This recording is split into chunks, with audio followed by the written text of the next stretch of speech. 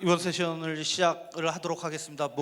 아주 흥미로운 세션 될 것 같은데요. 우리 양우희 박사님과 함께 해주실 김철용 선생님을 좀 소개를 해드리겠습니다. 김철용 선생님께서는 18차 운동사시고요, 카셉 공인운동사의 현재 이사로 계시고 김철용 건강운동관리사 컨설팅의 대표로 계십니다. 김철용 선생님 모시겠습니다. 큰 박수 부탁드립니다.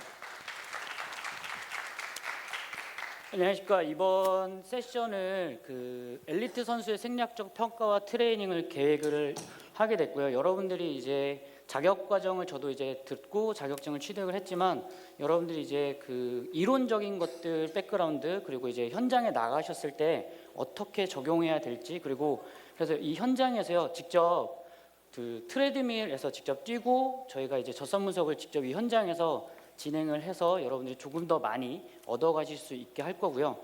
그러면 그 결과를 트레이너들한테 넘겨줬을 때, 트레이너들이 이제 받았을 때 그거를 어떻게 할 건지까지 저희가 준비를 했습니다. 그러면 저희가 이제 젖산 분석이 이루어져야 되기 때문에 연구소 같은 경우는 이제 의사 선생님이랑 같이 진행이 되지만 저희 같은 경우는 저희가 하기가 그래서 지금 이제 임상병리사 선생님을 모셨거든요. 네, 조문재 선생님 앞으로 좀 나와주시기 바랍니다.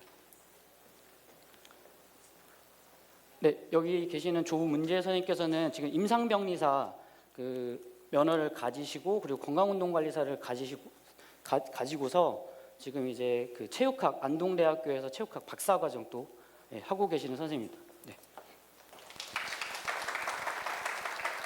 네, 그럼 이제 실질적으로 한번 테스트 시작하도록 하겠습니다. 저희가 지금 이번 세션에 할 실제 실기 테스트는요, 초당 최대 젖산 생선율을 저희가 도출을 할 겁니다.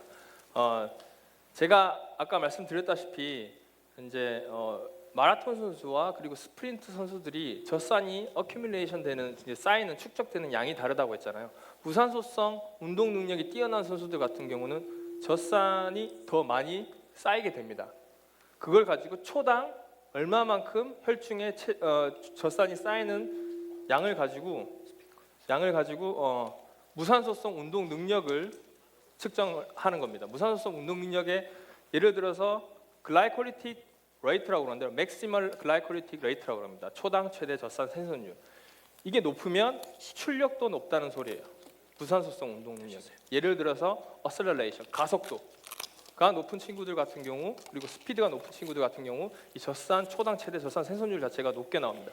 이 테이블 같은 경우는 이 오른쪽에 보이는 게 아까 보셨던 시뮬레이션 매치를 통했을 때 체열을 했던 젖산 값이고요.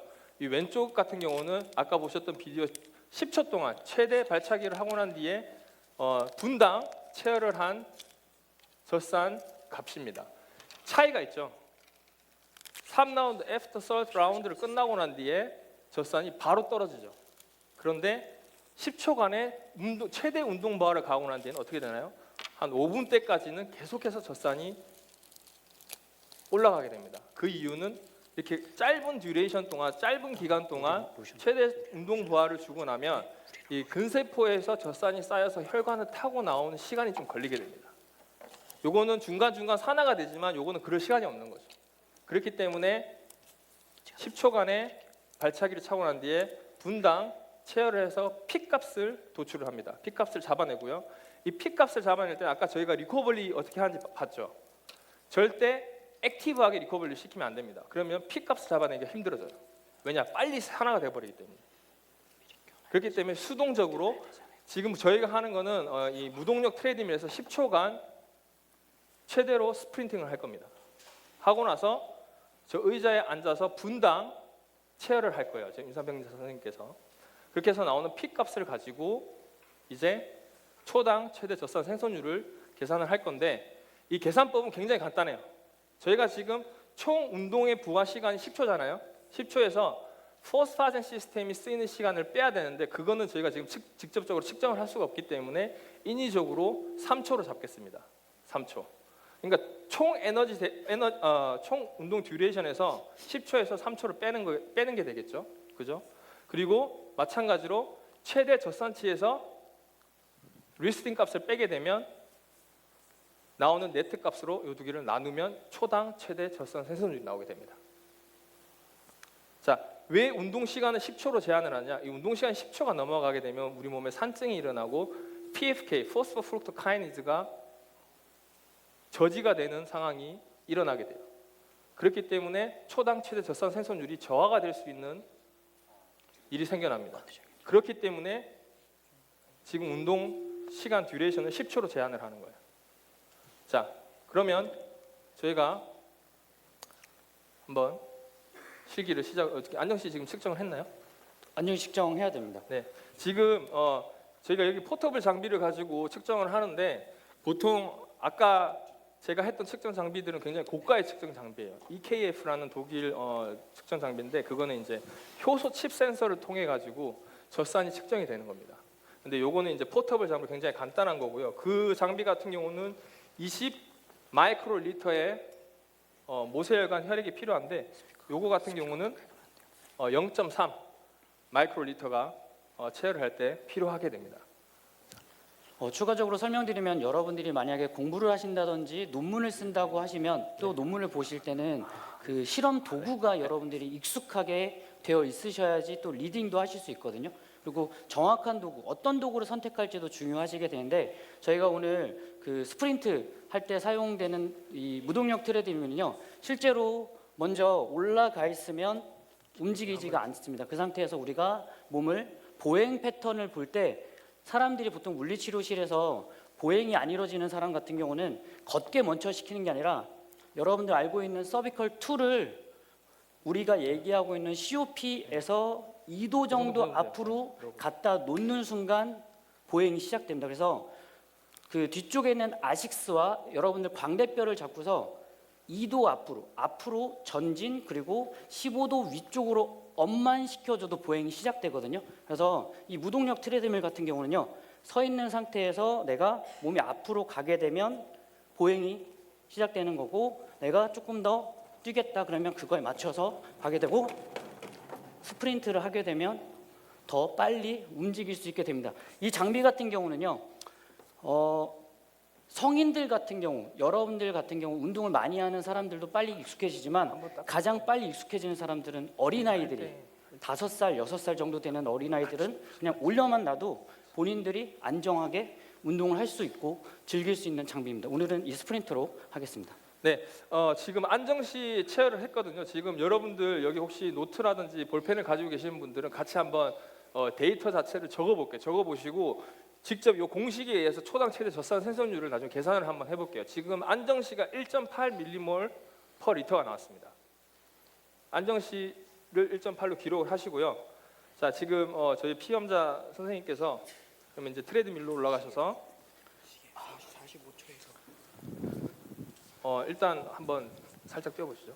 네, 살짝 뛰는 시간에서 제가 지금 시작과 동시에 최대 스프린팅을 하시고 10초 동안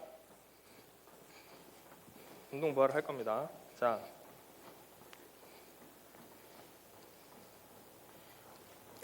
시작할 때 준비되셨나요? 준비 시작. 자, 더 빨리 더 빨리 자, 빨리 좀 더 스톱. 자, 여기 의자에 앉으시고요. 시작합니까? 자, 원래는 보통 이 테스트는 아웃도어에서 많이 합니다. 아웃도어에서 많이 하고 보통 연구자들이 많이 쓰는 트레이드밀이죠. 이제 우드웨이라는 트레이드밀 같은 경우는 이 뒤에 실제 앞으로 나가는 가속도랑 스피드를 측정할 수 있는 게 연결되어 있는 것들이 있어요. 그걸 보고 가속도를 나중에 보면 가속도가 대부분 100m 스프린트를 하게 되면 지금 이거는 뉴턴 값인데 다른 건데 가속도가 이렇게 초반부에 픽을 찍게 됩니다. 그리고 다시 떨어져요. 떨어지는데 픽에서 3.5%가 5%가 떨어지는 지점을 포스파젠이 쓰인 시간으로 잡습니다. 3.5%로 잡는 이유는 픽에서 가장 급격히 떨어지는 지점을 3.5%로 디파인하는 거예요. 그래서 이 시간대를 글라이콜리틱 레이트, 맥시멀 글라이콜리틱 레이트를 계산할 때 빼는 겁니다. 왜? 우리는 지금 무산소성 해당 과정의 운동 능력에 대한 변이를 측정을 하는 거잖아요. 그렇기 때문에 그런 겁니다. 자, 지금 스프린트를 하고 나서 1분 지났을 때 지금 체열을 합니다. 이렇게 들어가죠. 자, 첫 번째 체열을 한 지금 데이터를 여러분들에게 제가 또 불러드릴게요. 자, 지금 8.3 나왔습니다. 8.3 밀리몰.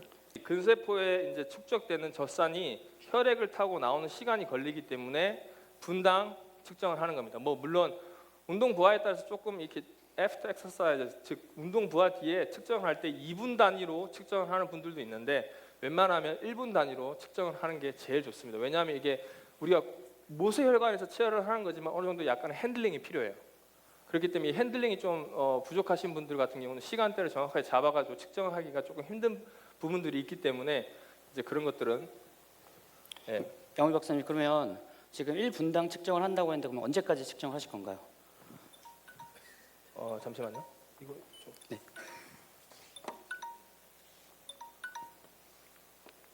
그래서 이거 데이터 나오는 거 보고만. 지금 계속 적고 계신가요? 12.4 밀리몰 나왔습니다. 12.4. 오히려 지금 상승한 상태인데요. 네네. 그러면 지금 이제 1분당 측정을 해서 언제까지 측정이 지금 이루어질 건가요? 보통 운동 선수들 같은 경우는 5분 대, 6분 대 되면은 픽을 찍습니다. 픽을 찍고 보통 우리가 제일 처음에 플랜을 잡을 때는 분당해서 10분을 잡거든요. 조금 높게 올라가는 친구들 같은 경우는 7분 대, 8분 대까지도 계속 상승하는 친구들이 있어요.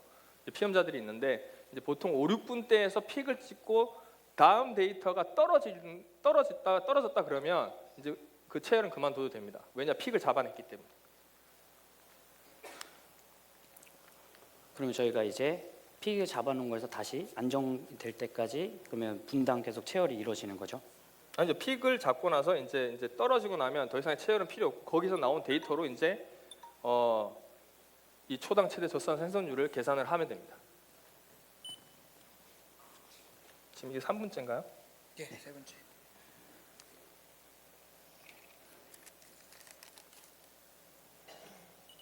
자, 13.3 밀리몰 나왔습니다. 지금 계속 올라가죠. 3분째.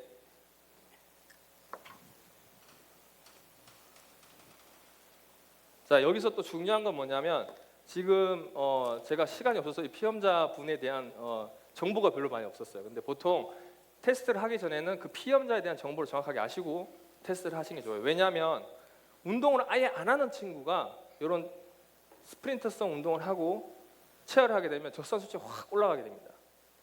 그런데 그렇다고 해서 이 친구가 나중에 초당 최대 젖산 생성률이 스프린터들과 똑같이 나왔을 경우에 똑같이 운동력이 좋다고 해석을 하면 안 돼요.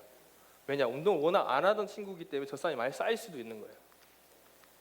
네, 그런 점들을 조금 고려를 해야 되는 거고, 왜냐하면 이 초당 최대 젖산 생성률을 가지고만 모든 걸 해석하기에는 무리가 있는 거예요. 왜냐하면 스프린터성 운동을 했으면 예를 들어서 100m 달리기를 했다고 쳐요. 그러면 100m 달리기에서는 퍼포먼스 변이 뭐가 되겠습니까? 초 플러스 초당 최대 젖산 생성률이 되겠죠. 그렇기 때문에 그런 데서 퍼포먼스 변이에서는 차이가 확 나기 때문에 인터프레테이션, 즉 해석 자체를 똑같이 해버리면 안 돼요.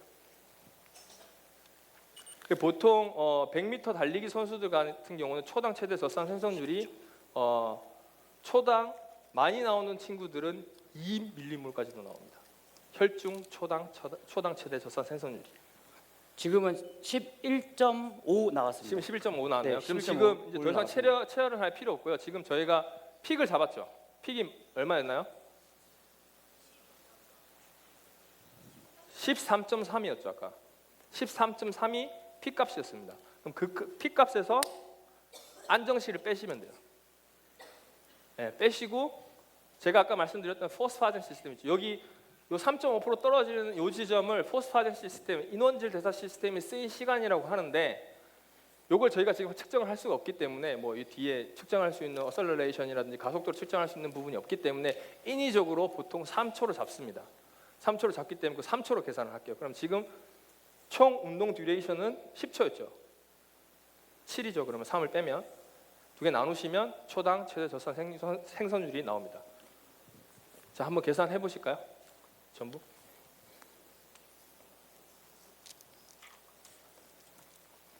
같이 계산하십시오.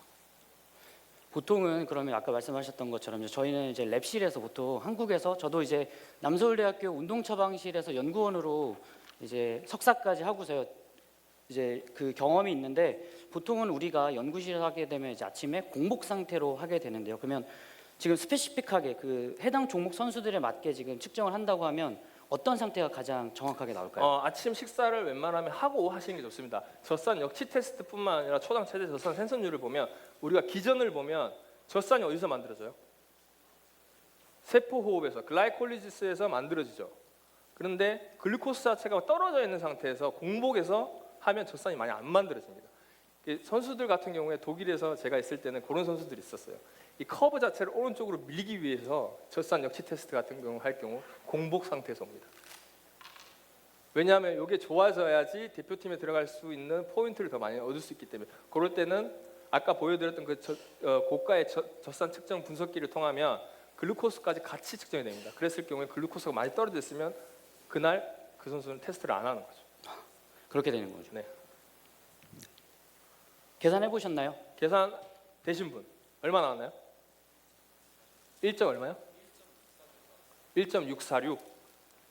요거는 유닛 자체가 밀리몰 퍼 세컨드입니다.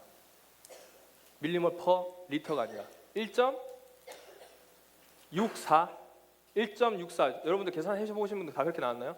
1.64 밀리몰 퍼 세컨드가 나온 거예요. 지금 어떤 운동을 평소에 하시죠?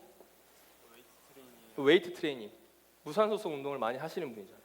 그죠? 그렇기 때문에 초당 최대 젖산 생성률이 높은 편인 거예요.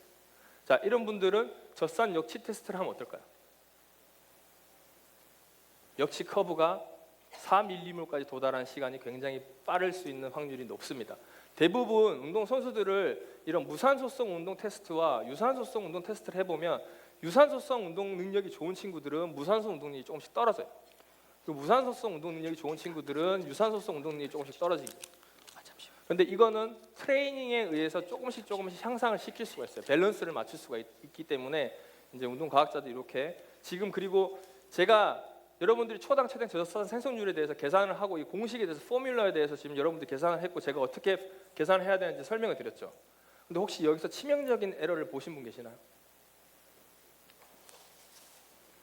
제가 아까 앞전 거기서 설명을 드렸는데 이분이 헤르만 헤크라는 교수님입니다. 이분이 이 초당 최대 젖산 생성률을 만드신 분이에요. 그런데 이분의 논문을 보면 fictitiously라고 되어 있어요. At the beginning of exercise for which no lactate formation이라고 되어 있죠. 초반부에는 젖산이 안 만들어진다고 이야기를 하죠. 근데 제가 아까 뭐라고 했어요? 우리 몸에 있는 에너지 대사 시스템은 동시다발적으로 이루어진다고 했죠. 그럼 요거는 말이 안 되는 거예요. 직접 제가 교수님을 만나서 질문을 드렸어요. 왜 이렇게 논문에 적어 놓으셨냐? 그때 당시는 그랬대요.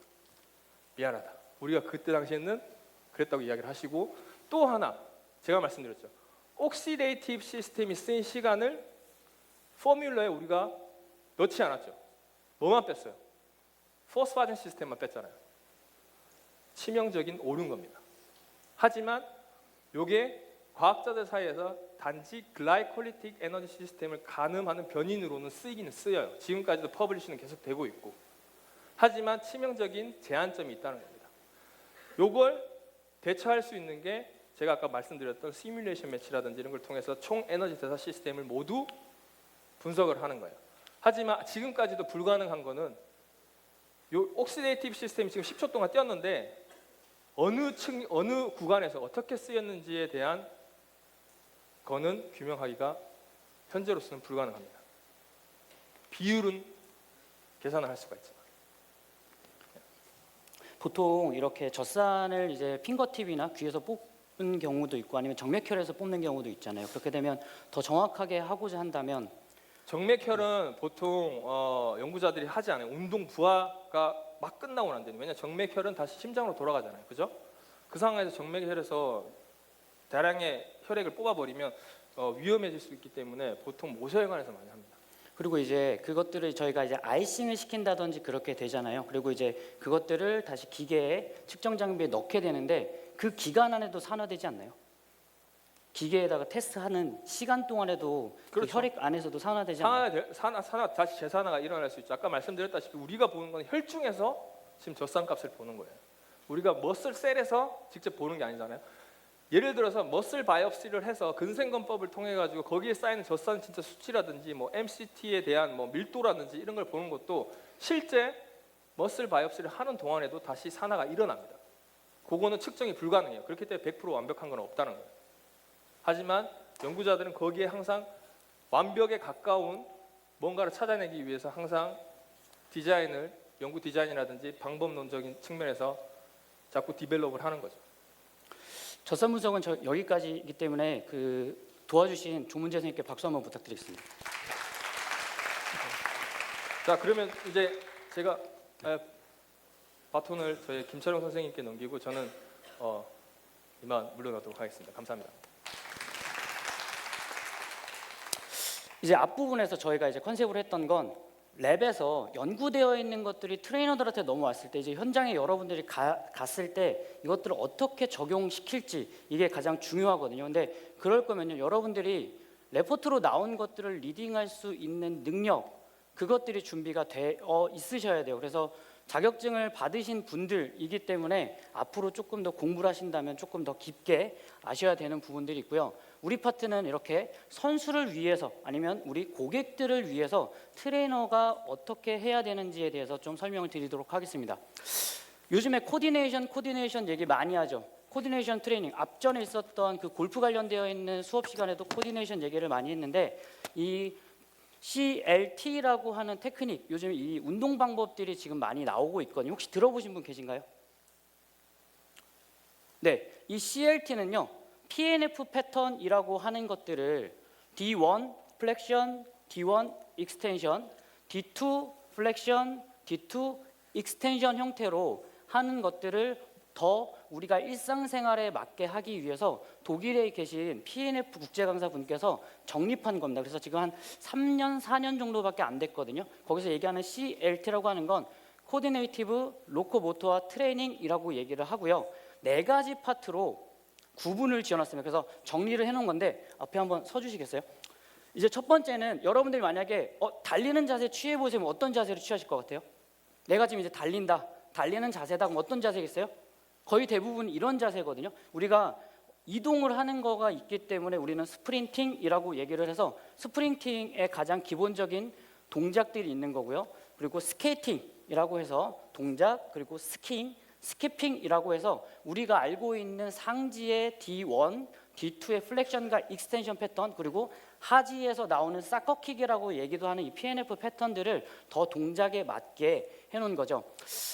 아무래도 여러분들이 이제 그 피트니스 센터에서 이 사람의 운동 능력은 좋아요. 그래서 최대 산소 섭취량, 그 VO2 max를 향상시켜 주고 싶기도 하고 다이어트를 만들어 주고 싶기도 할 텐데 이 사람은 VO2 max를 향상시켜 주기 위해서 우리 VO2 max의 80에서 90% 강도까지, 많게는 그렇게 강도를 높여서 인터벌 트레이닝 시킨다든지 할 텐데 심장이 못 버텨서, 근육이 못 버텨서도 그런 경우도 있지만 여러분들 달리는 분들 중에 이렇게 모션을 이렇게 보면요, 너무 본인이 빨리 달려서 바닥으로 쭉 같은 높이로 뛰는 게 아니라 내가 약간 붕붕 뜨는 것처럼 뛰시는 분들이 계세요. 그거는 뭐냐?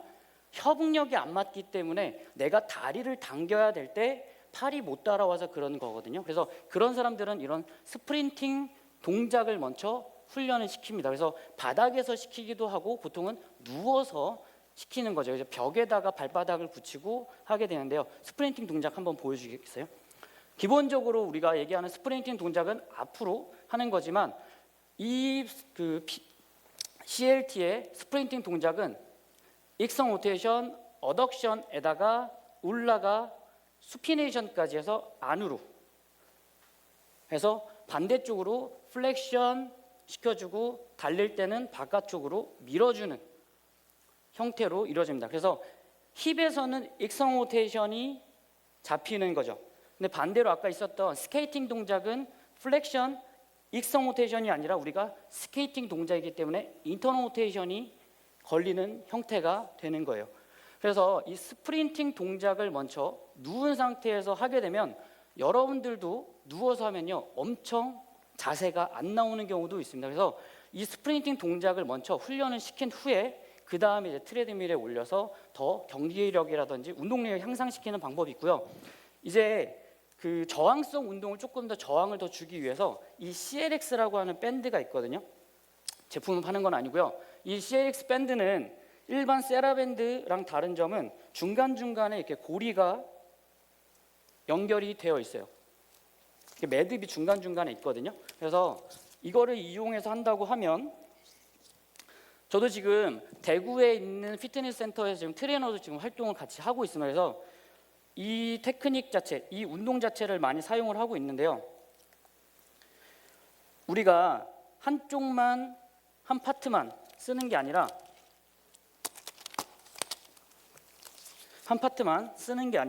같이 동시에 모션이 일어나기 때문에 그 부분에 맞게 상지와 하지 패턴을 맞춰서 운동을 시키게 되는 거죠. 짧게 여기 잡으면 돼요. 손에다 끌게요. 트레드밀 때문에 잘 안 보이시죠? 이 앞쪽으로 좀 이동을 할게요. 그래서 잡은 상태에서 내가 버티는 다리가 있으면 그대로 쭉 당겨서 스프린팅 동작을 적용시킬 수 있는 겁니다. 그래서 저항을 줄 건지 또는 그 저항을 내가 서포팅을 할 건지를 여러분들이 결정을 하시게 되는 거예요. 만약에 내가 익스텐션, 힙 익스텐션을 강화시키겠다 그러면 밴드를 뒤에 걸겠죠. 근데 앞에다 걸게 되면 내가 걷는 게 힘든 사람들, 보행이 시작되기 힘든 사람들은 그거에 맞게 밴딩을 앞에 해서 도와줄 수 있는 형태로 쓸 수 있게 되는 겁니다. 그리고 스키핑이라고 하는 동작은 우리가 멀리 뛰기 동작을 할 때 백은 익스텐션 상태에서 점프 동작이 나타나는 거죠. 이 보수라고 하는 도구를 가지고 여러분들이 되게 많이 쓰고 있는데요. 지금 이제 저의 박사 논문 디자인인데, 보통 우리는 보수에서 밴드 놓으시고, 보수에서 우리가 훈련할 때는 뭐 스쿼트를 한다든지 그래서 발바닥을 평행을 해라 이런 식으로 트레이닝을 많이 하죠. 그래서 뭐 PNF 자극을 줘야 된다 이런 얘기를 하는데, 저는 조금 변형을 시켜서 지금 진행을 하고 있습니다. 그래서 여러분들 중학교 때 혹시 그 에너지 보존의 법칙이라고 들어보셨나요? 에너지 보존의 법칙 아시죠?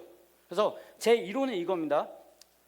똑같은 무게의 물체가 공중에서 떨어지면 여기에 생기는 에너지는 뭐가 있을까요? 충격 에너지가 있을 거고, 또 뭐 있어요? 또 위치 에너지가 충격 에너지와 뭘로 바뀌죠? 소리 에너지로 쿵으로 바뀌겠죠. 동일한 무게가 떨어지면 똑같이 발현이 돼야 되는데, 한번 올라가 볼까요? 우선 저는 이제 발바닥의 능력을 더 향상시키기 위해서 보수에서 점프를 할 때 내가 균형을 잡는 게 중요한 게 아니라 내렸다가 탄력으로 다시 밀어 올리는 발바닥 감각을 더 많이 집중을 시킵니다. 그래서 아래에서 올려주는 능력, 반작용을 느끼게 만들어주는 거죠. 그래서 하나, 둘, 셋 스쿼트를 한다든지 자세를 위에서 취한다든지 이렇게 하는데요. 제가 지금 하고 있는 박사나 그리고 현장에서 쓰는 방법은 뭐냐면, 기본적으로 여러분들 배우셨는지 모르겠지만 이 테이핑을 테크닉 쓸 때도 테이핑을 할 때도 많이 쓰지만, 해당되는 부위에다가 붙여놓고 점프 5번 해서 여기까지 넘어가서 스쿼트 동작으로 갈 수 있도록 먼저 해볼게요. 준비되면 점프. 지금 소리가 되게 크게 들렸죠? 그러면 이 대상자, 이 회원한테는 이것보다는 더 작은 소리로 떨어질 수 있도록, 더 작은 소리로, 쿵이 아니라 더 작은 소리로 할 수 있도록 하는 겁니다. 그러면 우리가 공중에 떠 있는 동안에는 어디에 에너지도 영향을 안 받죠. 저항을 안 받죠. 하지만 떨어지는 것들을 우리가 컨트롤할 수 있는 경우가 되면 우리가 어떠한 상황에서도, 이제 제 박사 지도 교수님은 체조 국가대표 선수시거든요. 그런 경우는 공중에서 반 바퀴만 더 돌아도 금메달이냐 은메달이냐, 또는 금메달을 딸 수 있는데 반 바퀴가 안 돌아가서 메달에 들어가지 못한 경우가 되게 많거든요. 점프 조금 더 줄여볼게요. 네, 그래서 되도록이면 해서 이제 소리가 줄어들었다 그러면 조금 더 멀리, 조금 더 멀리 해서 스키핑 동작을 먼저 또 연습을 시키고 그거에 맞게 운동 트레이닝을 짜게 되는 겁니다. 이거는 여러분들이 제가 여러분들한테 전달해드리고 싶은 내용인데요. 추가적으로 여러분들이 공부를 하시고자 한다면 아까 양우희 박사님께서 말씀하신 것처럼 생리학을 해서는 취업을 할 데가 없다라고 얘기를 많이 하는데 혹시 구글 다 아시나요? 구글에서 생리학자 구하는 거 아세요? 모르세요? 메르체데스 벤츠에서 생리학자 구하는 거 아세요? 모르죠? 생리학자를 뽑아요. 왜 뽑아요? 왜 연봉을 많이 주면서 생리학자를 왜 뽑을까요? 써먹으려고. 왜? 우리 몸은요 지구에 있는 어떠한 생물과 미생물들 중에 가장 효율이 좋은 형태예요. 내가 우리 몸 입장에서 봤을 땐 가장 에너지 효율이 좋은 게 뭐예요? 유리한 게 탄수화물, 단백질, 지방 중에 어떤 거죠? 지방인 거예요. 지방이거든요. 왜? 칼로리가 높기 때문에 오랫동안 탈 수 있죠. 탄수화물 먹었음에도 불구하고 지방으로 바꾼다고요. 유지하기 위해서. 근데 우리가 알고 있는 기계들은 휘발유차는 휘발유만 넣어야 되죠. 망가지잖아요. 그래서 그런 것들을 대체할 수 있게. 그래서 자동차를 타고서 운전하고 갈 때 호흡을 해야 하네요. 숨을 쉬죠. 거기서 나오는 이산화탄소라든지 질소 이런 것들을 다시 전환을 시켜서 에너지로 접목시키는 그 과학들이 발달하고 있어요. 여러분들 발광 다이오드 아시나요? TV 그거는 무슨 기술이에요? 거기 안에 어떤 게 들어있는 거예요? 혹시 아세요? 그 미생물이에요. 반딧불이라고요. 그럼 어떤 사람들이 투입돼요? 생물학자들이 투입돼요. 또는 축산학과 출신 분들이 거기에 투입돼서 어떻게 하면 효율적으로 갈 수 있을지에 대한 거예요. 그래서 여러분들이 무기로 가지고 있어야 되는 건 체육학적 마인드가 맞아요. 근데 공학적 숫자 싫죠. 저도 숫자 되게 싫어하거든요. 통장에 찍힌 돈이 숫자가 많으니 그건 좋지. 근데 그 외에는 별로 안 좋아해요. 하지만 여러분들 이거를 어떻게 공학적으로 연결시킬지를 알면 여러분들이 현상을 볼 수 있는 거, 내가 트레이닝을 개발시킬 수 있는 게 엄청 많아져요. 혹시 이 장비가 어떤 건지 아시나요? 보신 적 있으세요? 이거는요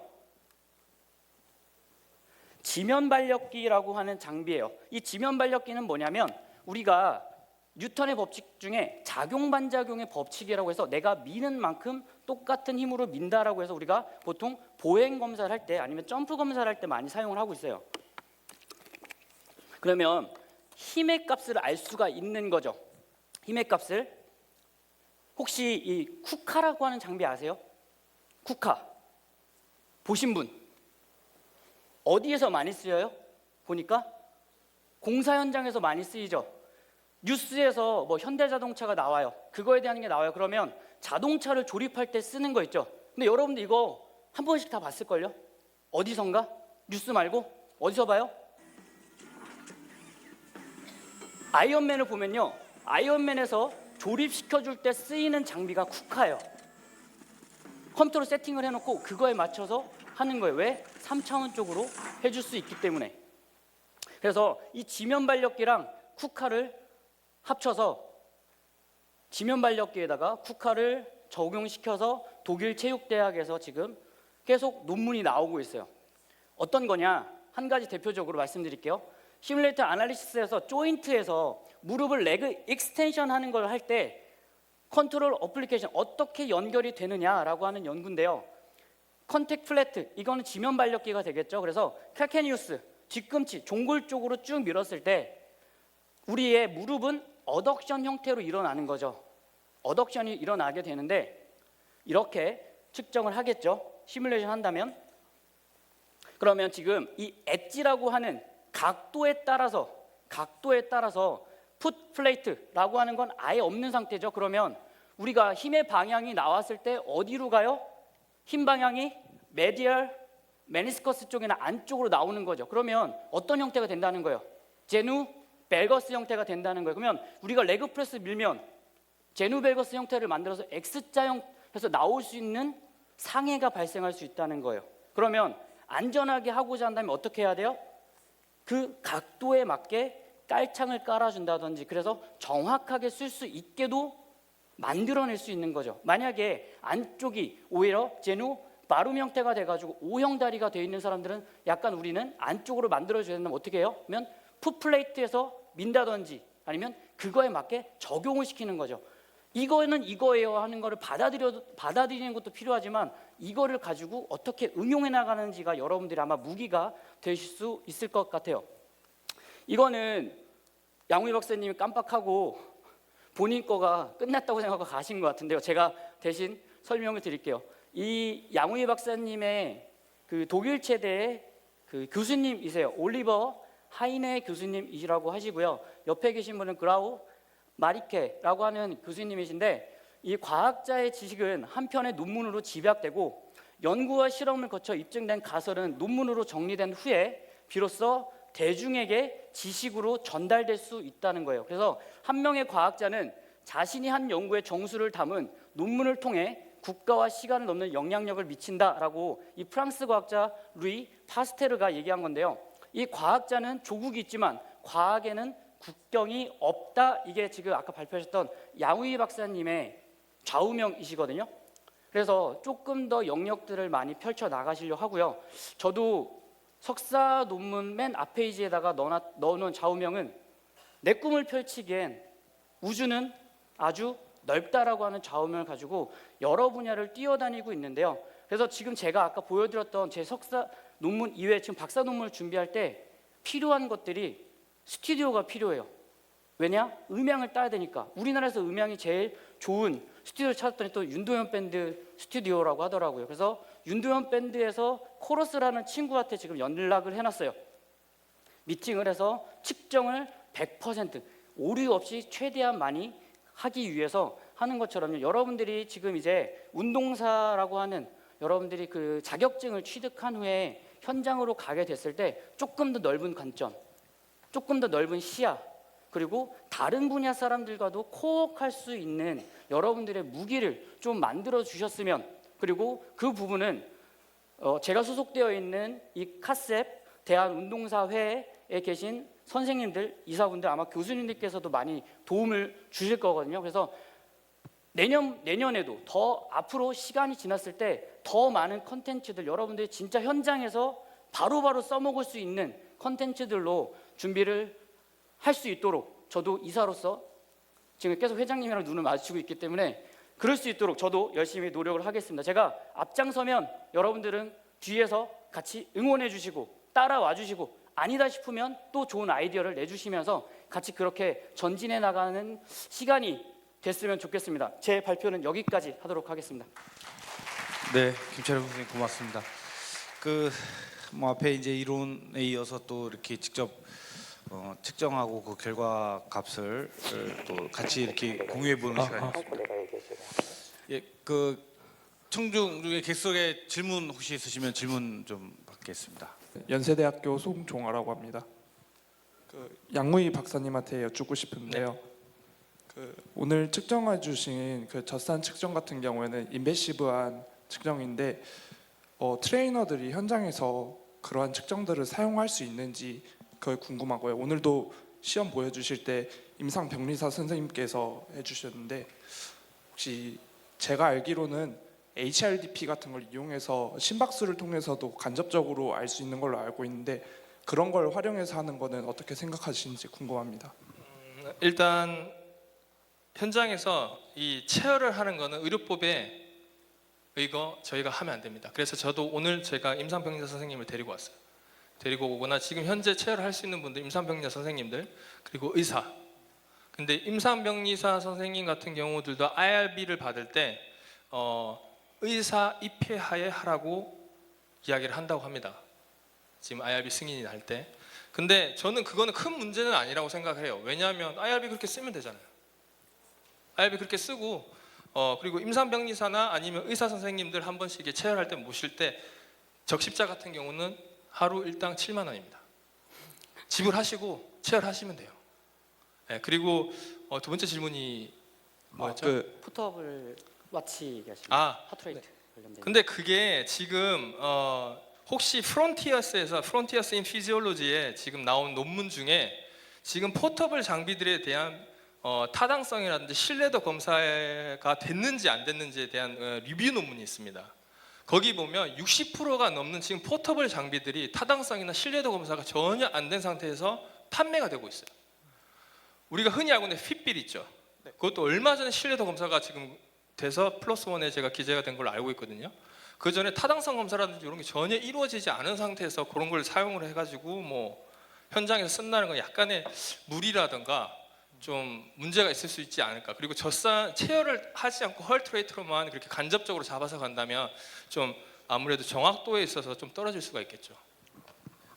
네, 감사합니다. 근데 이제 또 정확도에 있어서는 실험 상황에서는 당연히 이제 최고의 장비를 사용하고 뭐 금액이 많이 지불되더라도 하는 게 좋지만 실질적으로 현장에서 선수들을 위해서 최고의 퍼포먼스를 내기 위해서 최고의 방법을 사용하는 게 좋은데 경제적으로도 이제 좀 그런 방법을 사용할 수 있다면은 좀 의미가 있지 않을까 싶어서. 네, 당연한 말씀이시고요. 지금 뭐 소프트웨어 상으로도 지금 뭐 VO2 max를 간접 측정을 통해 가지고 VO2 max를 도출할 수 있다거나 그런 것들을 통해서 운동 프로그램을 짜는 이런 소프트웨어들이 요즘에 많이 나와 있습니다.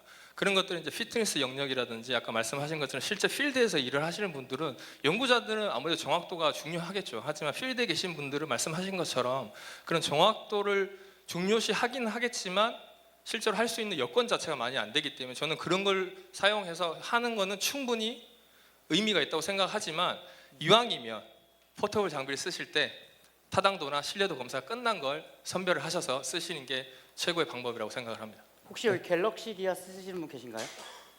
애플워치 계시겠죠? 그러면 가장 좋을 만한 거는 뭐가 있을까요? 폴라? 저는 개인적으로 연구자들이 제일 많이 쓰는 거는 폴라에서 나오는 걸 많이 쓰고 있기 때문에 폴라를 개인적으로 추천을 드리는데 또 가격대가 다른 거에 비해서 또 폴라 같은 경우는 많이 비싸더라고요. 그래서 그거는 뭐 추천을 하지만 10만 원 차이 난다. 10만 원. 10만 원. 네. 네, 감사합니다. 예, 그 혹시 한 분만 더 질문을 받을까요? 있으시면. 그럼 제가 그 조금 뭐 벗어난 걸 수도 있는데 이제 양호희 박사님께서 이제 젖산 관련된 연구 또 관심 있는 그 주제가 그 젖산 관련된 것이기 때문에 우리가 일반적으로 보면은 그 최대 운동 판단의 기준 중에 하나를 이제 운동이 마친 이후에 혈중의 젖산 농도가 뭐 8mm몰 이상이면 그렇게 쓰여지고는 있지만 이 상당한 개인차가 존재하는 걸로 알고 있거든요. 거기에 대해서 혹시 또 한 말씀 좀 해주실 게 있으신지요? 교수님 말씀하신 것처럼 개인차가 굉장히 많이 납니다. 어떠한 운동을 평소에 한다거나 어떠한 운동을 주로 하는 선수에 따라서 체열을 했을 때 저희가 보는 건 아까도 말씀드렸지만 혈중 젖산입니다. 실제 근세포에서 어떻게 얼마만큼 쌓이는지는 알 수가 없어요. 물론 거기에 대한 알고리즘이라든지 계산법은 있긴 합니다. 하지만 현장에서 많이 쓰이지는 않는 알고리즘이에요. 그렇기 때문에 저는 항상 선수들을 대상으로 할 때는 물론 우리가 연구를 하고 연구 결과를 낼 때는 평균이라든지 뭐 통계적 기법을 통해 가지고 이게 유의 수준을 따지지만 현장에 있는 선수들을 체열을 하고 분석을 할 때만큼은 굉장히 인디비주얼하게 판단을 하고 측정을 하고 거기에 나오는 개개인에 맞춰서 운동 프로그램이라든지 모든 걸 짜야 된다고 생각을 합니다. 물론 뭐 말씀하신 8mm몰 이상, 근데 8mm몰 이상이 나오더라도 아까 말씀드렸다시피 저희가 스프린트성 테스트를 하게 되면 변인이 초당 최대 젖산 생성률뿐만 아닙니다. 원래는 뒤에서 이렇게 레이저를 쏘아가지고 진짜 어설러레이션 가속도를 측정을 할 수가 있고 스피드를 측정을 할 수가 있어요. 그럼 포스파진 시스템이 어느 정도 쓰인지에 대한 이제 판단을 할 수 있다고 말씀을 드렸는데 이런 것들도 다 한마디로 퍼포먼스에 대한 변인이 될 수 있기 때문에 이런 걸 종합적으로 개개인의 운동 선수들의 특성을 고려를 해서 항상 측정 평가를 하고 거기에 대한 해석을 하고 운동 프로그램을 짜줘야 된다고 생각을 하고 있습니다. 네, 감사드립니다. 아까 김철현 선생님. 그 질문하셨던 거 한 가지 더 코멘트 드리면요. 당뇨병 있으신 분들 당뇨 확인하기 위해서 다른 사람이 해주는 게 아니라 직접 하시죠. 이 장비도 아까 보셨다시피 설명만 되어 있으면 이걸 어떻게 측정하는지 설명만 되어 있으면요 본인이 직접 하는 거는 문제가 안 됩니다. 제가 이거는 그 대구보건대학교의 임상병리학과 교수님께 여쭤봤거든요. 그러니까 본인이 직접 하는 거는 문제가 안 되기 때문에 그것들에서 측정에 대해서 정확하게 설명하고 본인이 그래도 동의는 하셔야겠죠. 그러면 본인이 직접 하시는 거는 전혀 문제가 안 돼서 얼마든지 활용하실 수 있습니다. 그래서 안 하는 것보단 하는 게 낫지만 대신 정확하게 하자, 이게 주요가 될 것 같습니다. 네, 그 연구하는 데 있어서 좀 자유롭게 더 적극적으로 하라 이런 말씀이신 것 같아요. 예, 그래서 일단 뭐 장시간 동안 우리 두 분 양우희 박사님과 김철용 선생님이 엘리트 선수의 생리학적 평가와 트레이닝에 관련돼서 강의를 해주셨습니다. 깊은 감사의 박수 한번 드리겠습니다. 감사합니다. 네, 수고하셨습니다.